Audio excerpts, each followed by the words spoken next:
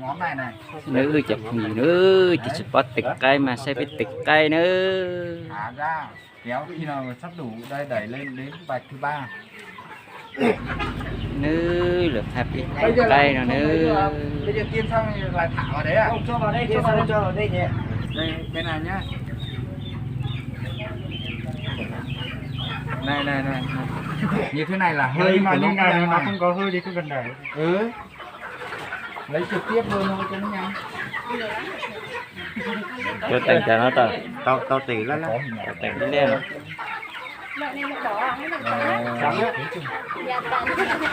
Nào các chị đấy làm đây.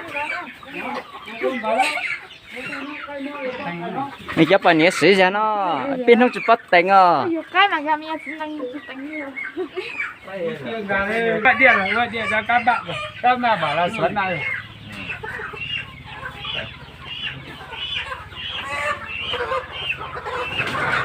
Ta sẽ đánh Để mà làm như này nhá. Cầm cái lọ thuốc, hai cái ngón tay cầm như thế này, ngón tay bập này kéo một tí thôi, bắt đầu đấy như thế này là Tôi theo cố tay luôn. Chút sửa sẽ ngọt. Nếu đường này. Cái này là ở đây. Đây nhá, những người nào kim đây, không phải 3 thôi. 3 vạch nhỏ thôi nhá. Cầm hai cái ngón tay đây, cầm ở đây nhá. Cái ngón này cầm vào bên dưới, chỉ cần bóp một cái như thế này đây. Thả lên, không bắt đầu nhìn. Nó chỉ có lấy 1, 2, 3 vạch kia đẩy lên. Tay cần à? Không cần.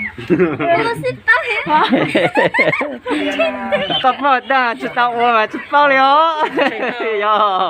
Em này cầm hai cái ngón tay cầm như thế này, cái này đặt vào đây này. Ôi để con đi mía hả? Giờ gì cái gì chắc cần cho ấy xuống này. Quen rồi. Mới có mà còn cho mà cái này tiếp. Còn lại đỏ đấy. Ai dù chơi cái chắc cần cho lo. Anh cái gì trước này? Nó suốt giá suốt chung. Tay này. Đây là mình quen thôi, còn không quen thì như thế này. Đây. Quen rồi. Kiên phải đi ban đấy rồi này.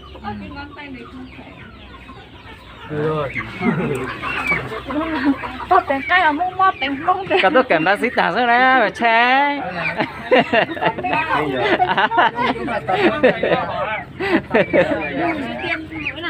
Tiền à? Em chưa? Sau quán ông hòa xương nó đi mà.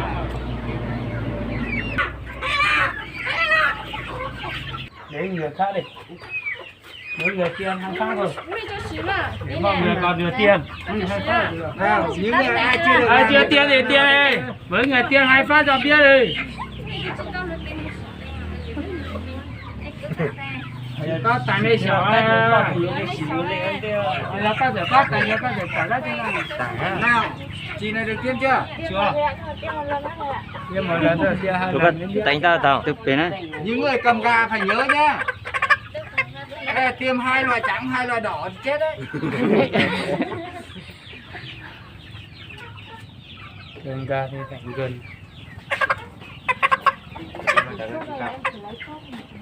Em tiêm màu vừa mới màu đỏ đúng không? Màu đỏ ấy. Đây thuốc này em tự lấy đây. 3 vạch nhỏ.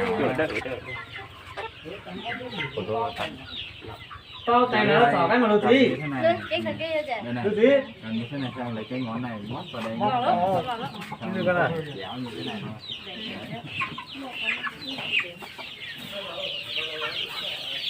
Ôi chơi lửa chọc cái đông tàu giống coi hết là hồ. Cái này mua về không? Cái này ở đây chẳng có ai bán đâu con này. Từ lên là này để bên là mồi thì mồi đó giống gà này.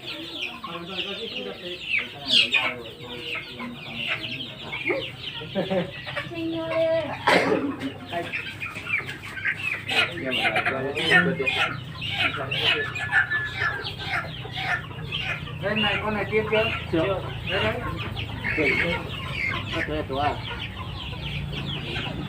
Đơn tính là rồi.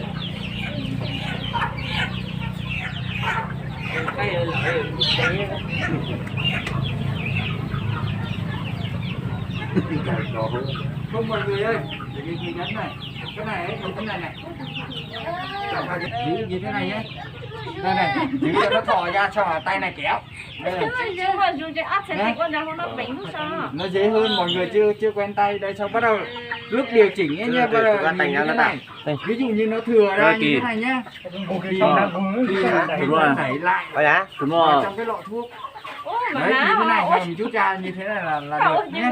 Là như thầy thì phải có số này thôi thầy ơi. Nó sẽ ba bài đây.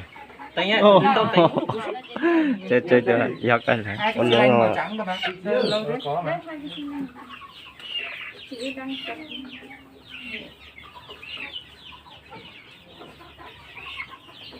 Nhớ là cái màu đỏ thì nhìn này, cái này cắm như thế này này, đấy, xong bắt đầu mình mới đưa tay ra, đây là một liều nhá, đấy, từ từ nhá, đúng nhá,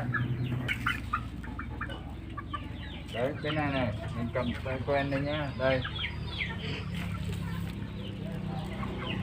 đấy, vào đây, đấy, cái thuốc đâu, đây, đây. Xem là dùng cầm cả cái xi lanh kia ra đây nữa. Có còn tôi có thể đũa cây đuôi à? Lấy đủ chưa? Bỏ hơi đi.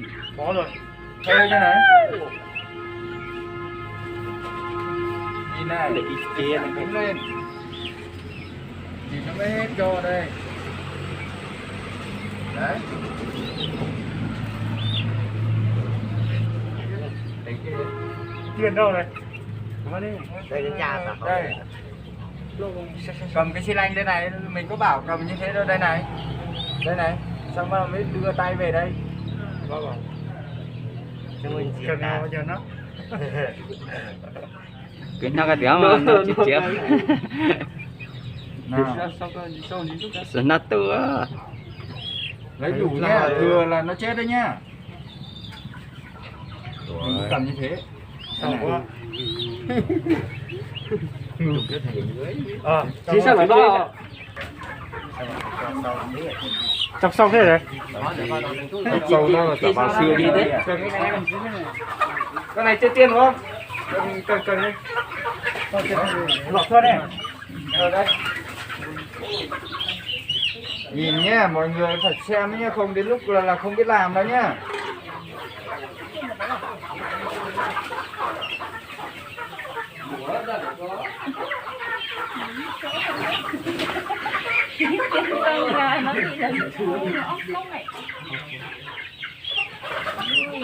Đây, thử đi. Phải làm cho nó biết chứ. Đây, lấy đúng đủ thuốc nhá, đừng có lấy nhiều quá nhá. Đây, cái này là 1 ml, cái kia là 0,6 thôi.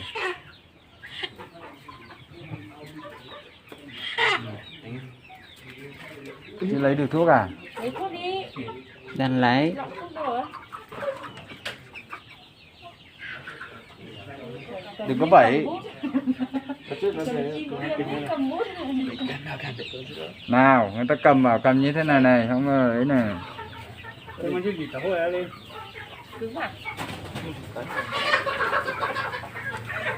Cái con này nó có thủng ra nhỉ?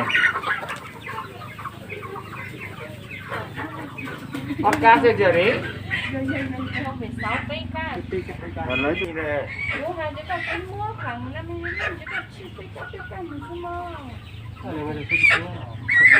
Hai người lấy chậm thế. Ôi, đang học gì từ đấy thầy. Vội quá nghe lại nhận lớn. Tiêm cánh được không thầy? Không, tiêm 2 cái này thôi, tiêm duy nhất. À nha. Ức nhỉ, con ức nhỉ. Còn mua chua cái này mua. Tính à? Tính để lọc tắp lan để nó sang này. Ta trực tiếp cho. Hắn đợi nó, hắn đợi nó. Anh đó. Đánh con tí nữa thôi.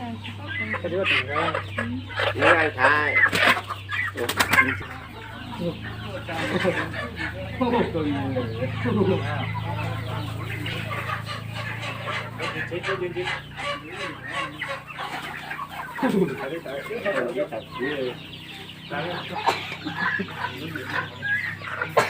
Rồi nhìn đây này, kéo một cái cho nó khác cái cái này này. Đấy. Đấy. Tôi tính chinh Con này vừa tiêm xong nữa. Tiêm cái này chưa? Chứ vừa mới tiêm con đấy à? Coi chỉ tính mong xây giặt chứ có Phải biết nha.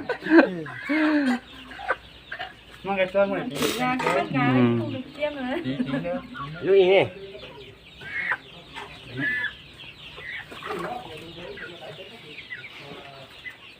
hôm nay lớp mình đi thử hành nhé mọi người nhé, còn nhiều không? chắc đây là trả lời lý luôn rồi nhé hả Nói chim. Chìm tiền gặp không gan không ổn gì. Nhớ nhá, không con 2 phát vào là không được đâu nhá. Con này tiêm chưa? Rồi. Rồi này khoảng bao nhiêu con đấy? Đánh nào. Hai con này vì à? Đó là đi chơi. Thế nào? Để tự ru. Hả? Cái này thì lại thế nhỉ? Cái này nhá. Đủ mình thả cái này này kìa.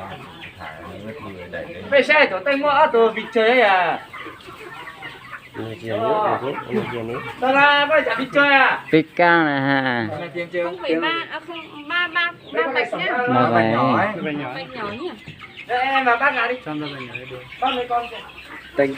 Gì Nghĩa.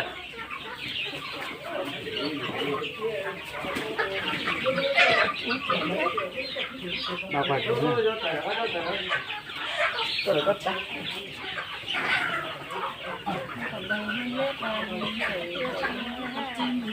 Đấy. Đừng có vẩy vẩy nhá, cứ kệ nó như thế thôi. Đừng có vẩy nữa. Đấy, ít thế. Gần được cũng. Tu gì hai thôi. đấy thêm này. Tu gì này. Rồi. Này. Đấy nhá, nhìn này. Thành đi. Cầm kéo phát, thả tay ra. Bắt đầu mình nhìn cái vạch này.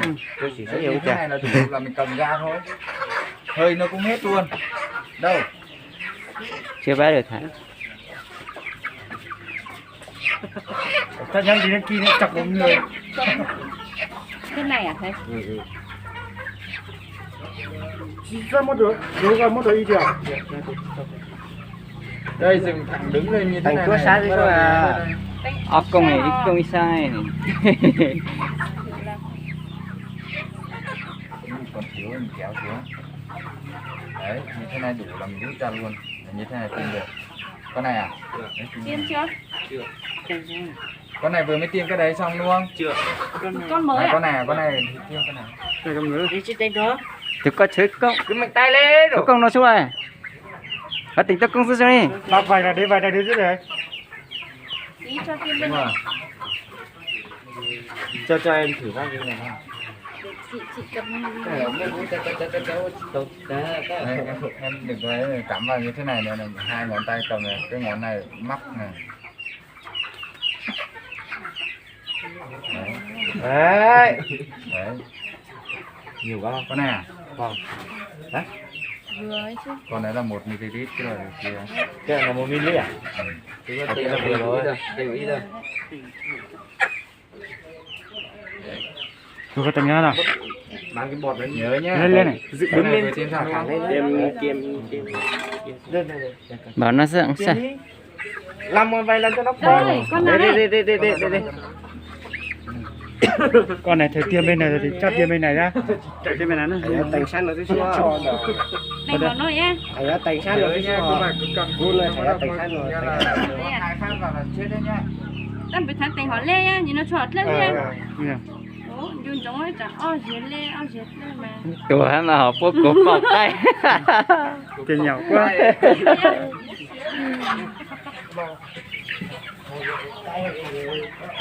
Cầm dựng thẳng đứng lên như thế này thôi. Cái nó giống một cái Đây, con này tiêm chưa? Con này. Tiêm con đi. Bây giờ chờ một cái kia. Cô biết rồi. Này. Tiêm con này. con này chia tiền cái này đúng không? Em phải nhớ nhá.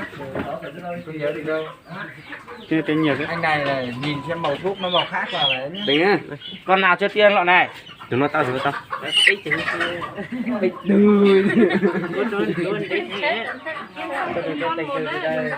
Đi xong từng con một thôi. Em này tiêm mấy loại rồi em? Cho một cái này nó không có ở trong là mình kia luôn được không này? Nó không hơi à? Không có hơi. Không có hơi tiêm luôn nó không nhìn mình lấy à? Tiêm con này chưa dùng lại đỏ này tiêm. Đỏ đó lo là rồi đây đây Con nào? Này. Chúng ta tính nào? Đi cầm một cái đây rồi đi đưa cho dập đấy một cái xe lanh kia nữa mà mày đây. có đứa lên lấy lên tên Thế à? Có tài tăng máy nó mà có bớt cả cứ tao mày tính tay chị tao. Tính sao tao mà, phải tính sao rồi thôi. tính sao nổi đây chỉ tập tính sao đó nữa à đấy giờ cái yếu rồi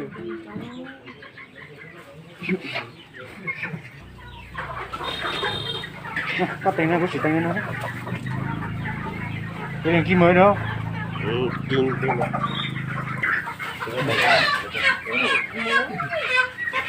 Cái này mua mini à? Cái này một